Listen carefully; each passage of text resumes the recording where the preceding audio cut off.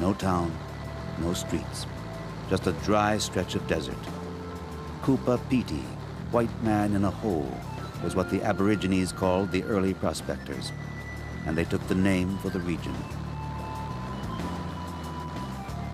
This lunar landscape is the opal capital of the world. 80% of the world's opals are found here in South Australia, on the fields of today's Coober Pedy. But the first gems were discovered quite by chance. In 1915, J.R. Hutchinson and 3 companions were looking for gold. They traveled with 6 camels across the drought-stricken outback. They didn't find any gold, but Hutchinson's 14-year-old son, William, stumbled on something else. Opals. Opals radiate an iridescent light, a rainbow of colors inside a stone. They are not just valuable, but exquisite, and in the loveliest, a fire glows deep within.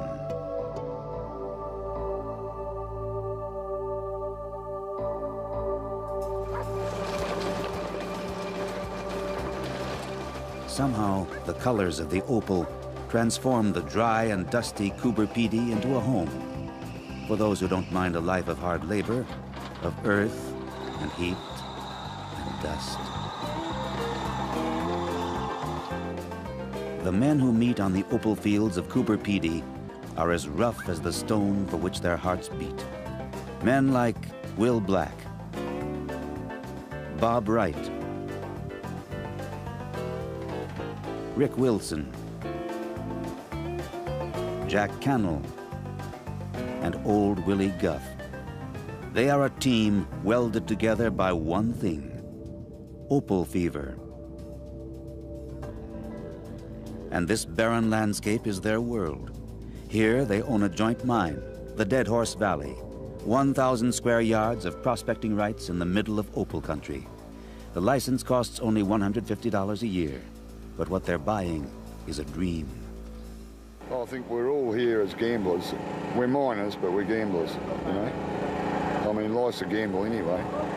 Well, we all live on that dream, don't we? That maybe tomorrow's a big day, you know? Everybody's got that dream, eh? But every stone you find is different, and I like the colours and the patterns and all that, you know? That's what really keeps me here. Dawn on the fields of Coober Pedy. A new day, a new chance for the hunters of the stone.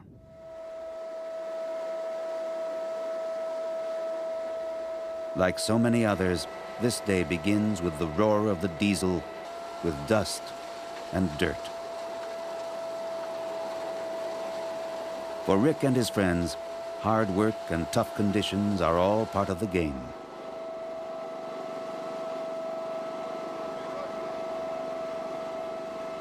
But it's a dangerous game, for here on the minefields of Coober Pedy, the risks are all around. Every step must be carefully considered. Underfoot are explosives and 100-foot mine shafts. In the darkness, many a shaft entrance has become a tomb. And every time the miners descend into the depths on a wobbly, rusty ladder, they never know if they'll be coming back.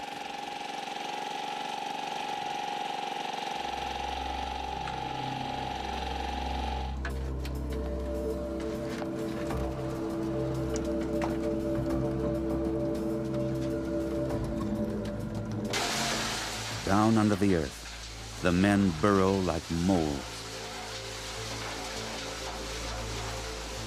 These tunnels were blasted out by dynamite. They could collapse at any time, but danger comes with the territory. Down here, everything is impromptu, jerry-rigged. They make it up as they go along.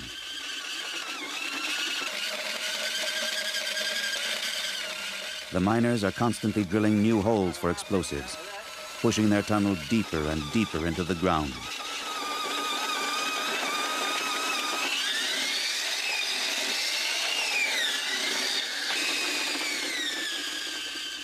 Up above, Bob makes the dynamite charges by hand. It's a makeshift little package, but potent. Hold our ends in, tuck them in. Down in there, like that. We snip off about an inch. The white powder, that's the explosive. And then we packed it.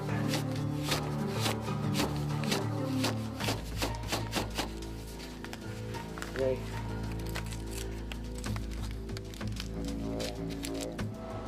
This handmade little bundle will blast right through solid rock.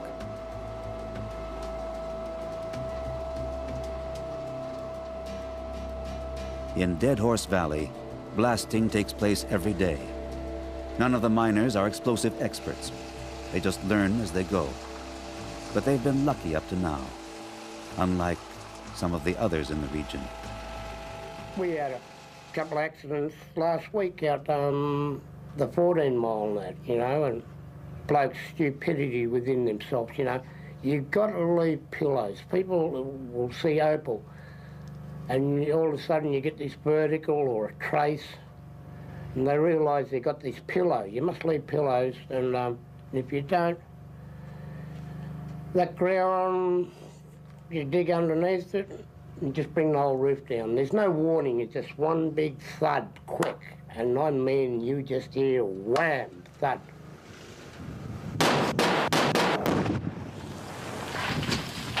After the explosions come other dangers, poisonous fumes. If you got no blower, you put a set of shots in, you've probably got to wait a while for the fumes to clear. But with a blower, you can blast, and then you have your blower going, sucks all the fumes out, and you can work straight away, more or less.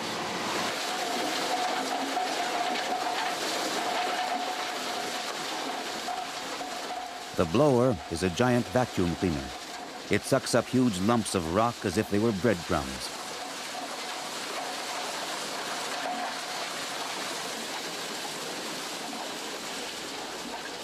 The powerful suction pulls the debris up through the pipes, all the way up to the surface.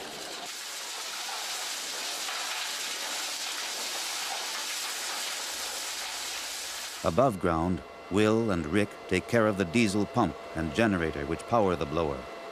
These are the two most important pieces of equipment, and they are constantly on the verge of breaking down. And nothing is more difficult than getting hold of spare parts in the Australian outback.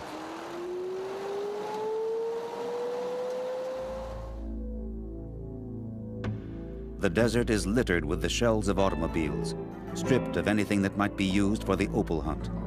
It's a graveyard of cars, remnants rusting away under the scorching sun. Out in this hard land, dynamite is not just a tool to hunt opals. It's also used to solve differences of opinion. This is the remains of an old blower. They had an argument, the company had an argument, and one of the partners blew it up. Set a couple of bags of nitro underneath it and just exploded it. This is all bits and pieces of it lying around here. Rough methods for a rough place. Problems are also caused by the clandestine nighttime visitors to the mines, the night shifters. Do a lot of damage because when we're mining, we mine safely, but when they come in, they just, because they're trying to do it quick, they put a heap of shots in, blow down under the level, and then knock it down, you know, and they make a mess of the mine. They leave the roof dangerous. So out here, who protects the mines and miners? Government officials? The police? We are the police. We police our own territory. You have to protect your property, yeah, and this is your property, yeah. So, well, if it comes to it, you'd have to shoot them, wouldn't you? Especially, some of them are pretty mean, some of these night shifters, you know, they'll try shooting you too. You know, so you have to be prepared.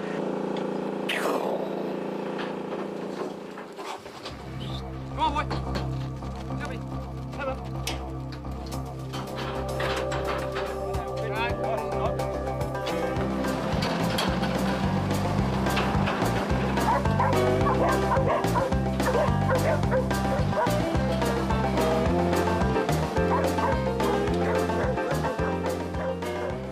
men don't work all the time in Dead Horse Valley. Today is one of those days when they try their luck someplace else.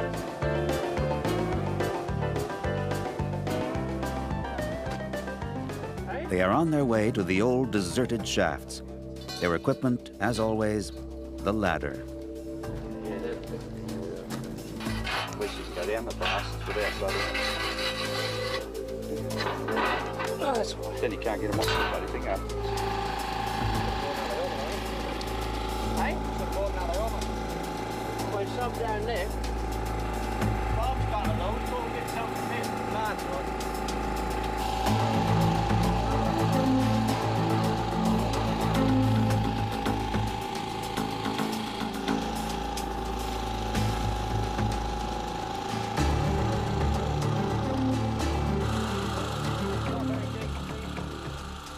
Will scans the desert floor. The largest opal in the world was found in an abandoned shaft, and it wasn't even covered with dirt, so it's always worth looking. In this Wild West, the stakes and the dangers are as high as ever, but the rewards are great.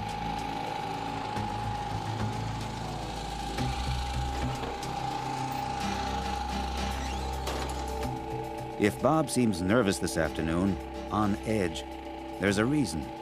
He has just found a cache of opals, but not in the Dead Horse mine. Back at his camp, he agrees to show us his find. Look at that, brother. Yeah. $3,000 an ounce. 3,000. You what? That's only a sample. Look at that. Huh? Top quality. Look at the quality in that. That's what all the opal boys want to buy. 8 Mile opal. Bob owns a small private mine behind his dugout. He works it with the help of Jack and Old Willie. This is where he discovered the opals, and he still hasn't gone through the entire find. The process will take most of the afternoon. Bob puts the loose rock into the centrifuge, which separates opals from sandstone.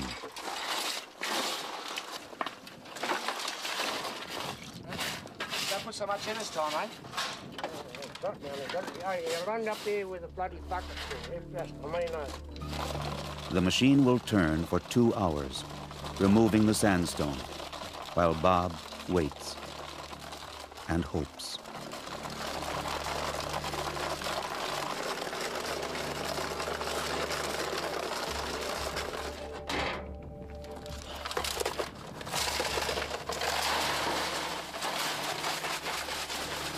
And finally, it's time to clean the stones once again and see if there are a few more opals to be retrieved from the pan.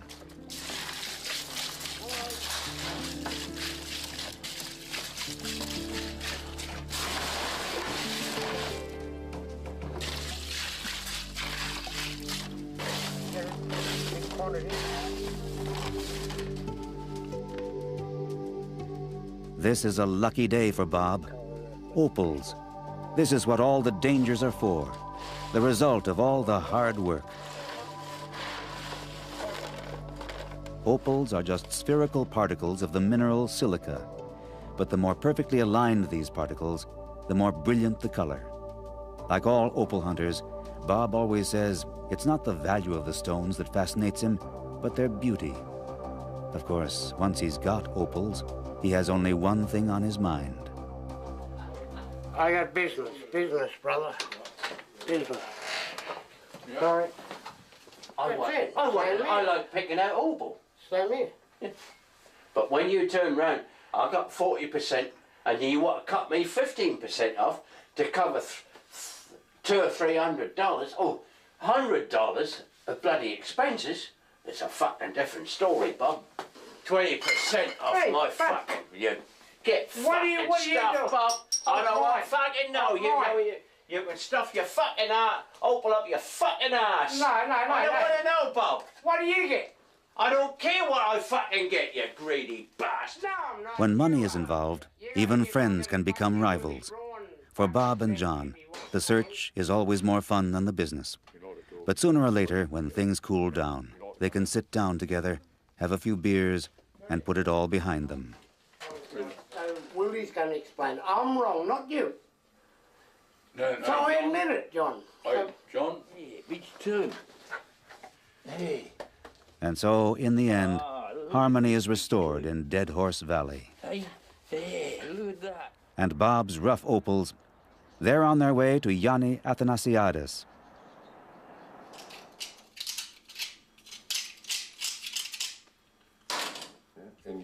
Yanni is one of the best-known opal dealers and cutters in Coober Pedy.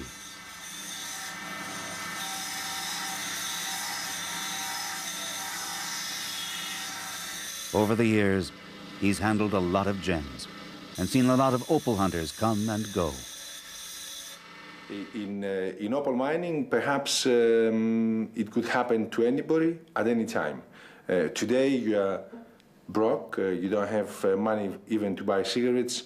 Tomorrow you may have a lot of hundreds of thousands of dollars in your pocket.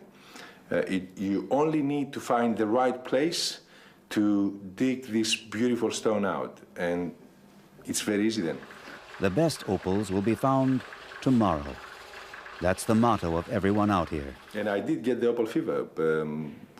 Since that day that I got involved in opals, that's my life. Opal, it's my life. The last 25 years. I don't know to do anything else. A life in Coober Pedy, a life for the stone. Coober Pedy is a very nice place to live. You make very good friends. People are very, very friendly. A newcomer in Coober Pedy will feel at home after a few days. Everybody is welcoming people in Coober Pedy, and it is a different place. More than 60 nationalities live in Coober Pedy, and many of them live underground. Even the Christian Orthodox Church on the hill is carved out of the rock in a so-called dugout. There are some very beautiful houses. From outside especially, you don't see a dugout very much. You really have to go inside. From outside, it looks like a hill with one door. You go inside, there are some beautiful homes. One day, everybody comes back. We have people that are coming back to Coober Pedy after years and years just to try once more. Like the old-timers, even though they long ago buried their dream of a great find, still they return to Coober Pedy to spend the evening of their lives here. Or like the professionals who want to try their hand one more time in Coober Pedy to see whether technical sophistication is luckier than dynamite and a pick.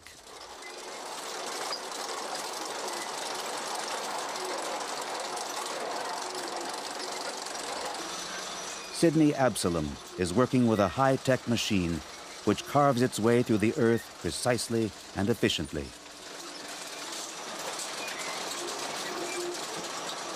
He works his way down, 20 yards a day, every day.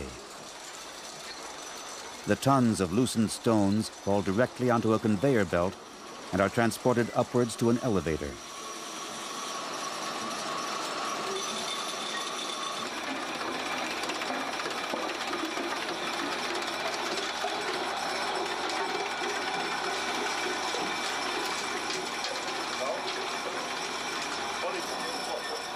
But for all the machinery, Sidney knows it's his own senses that are key to the opal hunt. The telltale sound of crunching glass, the taste, the feel of the stone. Any of these might indicate the presence of opal traces. No colour in it. No colour.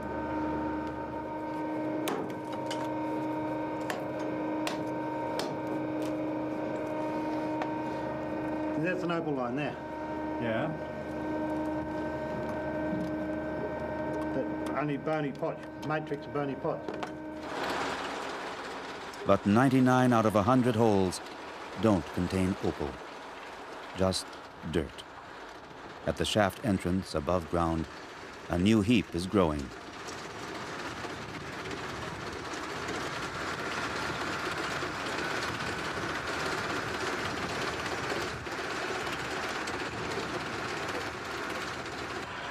And wherever there's a heap, there are men like Kevin Wilson, men they call the noodlers. Kevin works with the dirt others have cast off. He feeds it into a hopper, where it is funneled inside. In a darkened cabin under ultraviolet light, Kevin's wife removes the opals, which show up white.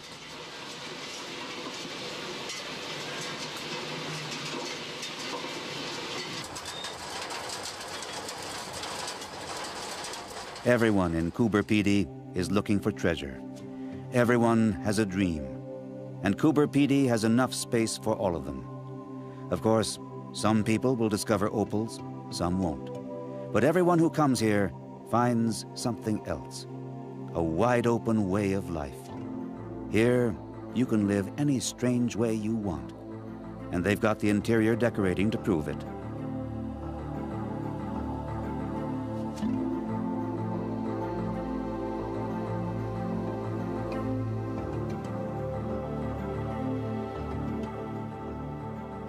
The people of Coober PD seek freedom, and the desert gives it to them.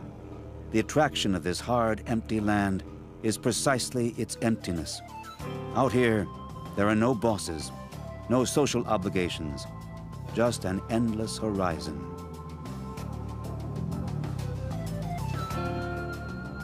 Even in death, the residents of Coober PD thumb their noses at convention. This tombstone reads, "Have a drink on me."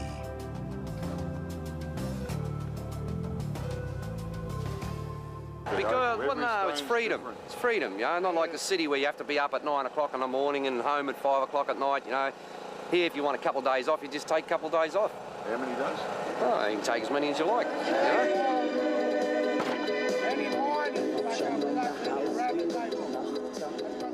This rough freedom, wild and a little crazy on the God-forsaken opal fields.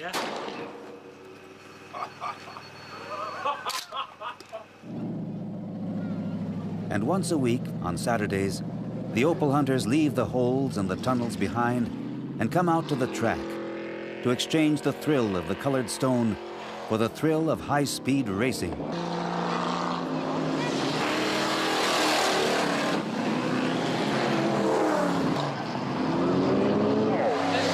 Peter Hall is aware of that race. Around in second position now is Peter Whitehead. And when the last lap has been run, the miners wash the dust out of their lungs with a few beers and a few songs. It's great to be in Coober PD.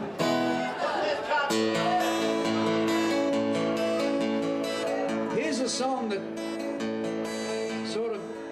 Boredom in the outback, not in Coober PD. It's a good sing-along, so I want you to all sing along with this one, right? This song was recorded in England and would sound like this. Each day here brings something different. Hope, disappointment, and perhaps the overwhelming sight of an opal that glows like the setting sun. As another day ends and evening falls on the fields of Coober PD, silence is rare. The engines here run around the clock. The machines are still working even while the miners sleep.